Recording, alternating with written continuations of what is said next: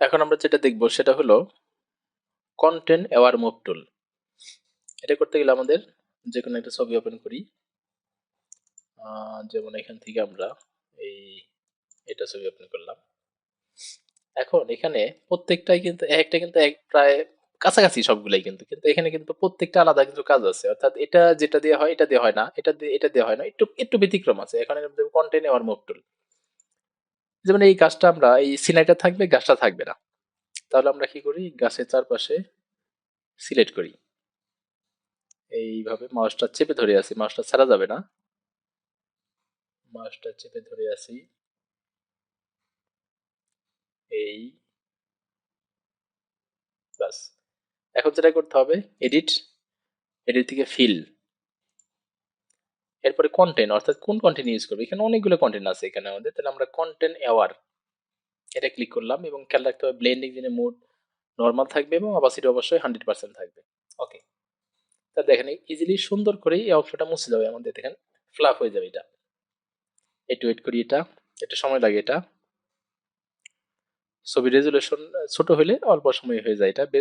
দেখেন অটোমেটিক, দেখেন এখানে খেয়াল করেন আমাদের এই গাছের পিছনে আকাশটা কেমন ছিল সেটা কিন্তু আমরা জানতাম না, দেখেন একটু একটু খেয়াল করেন এই অ্যাপের সাথে কিন্তু এই অ্যাপটা ম্যাচিং হয়ে গেছে, হ্যাঁ এই আকাশের সাথে এই আকাশটা ম্যাচিং হয়ে গেছে, এই এখানে কিন্তু এই অ্যাপের সাথে এই অ্যাপটা ম্যাচিং হয়েছে, অর্থাৎ এই সিলেক্ট যদি আমরা বাদ দিয়ে দিই মনেই হবে না এখানে কিছু একটা ছিল। এটা কেন প্রয়োজন হয়, সাপোজ আপনি কোনো একটা একটা পর্যটক এরিয়ে গিয়ে সুন্দর একটা ছবি তুলছেন, আপনি নিজের ছবি ক্যামেরায়, খুব ভালো হয়েছে ছবিটা, এখন হঠাৎ করে দেখলেন ছবির পিছনে অন্য একটা মানুষ উল্টা হয়ে দাঁড়িয়ে আছে, কারণ সেটা কেমন দেখা যায়।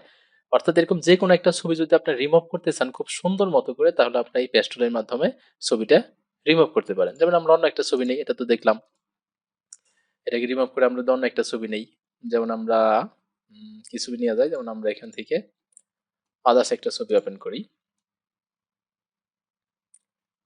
যেমন এখান থেকে কোনটা নিব, যেমন এখান থেকে আমরা এই বিড়ালের ছবিটাই নেই, এই বিড়ালের ছবিটা আমরা রিমুভ করবো, তাহলে এখান থেকে আবার সেই সিলেক্ট আগের মতো।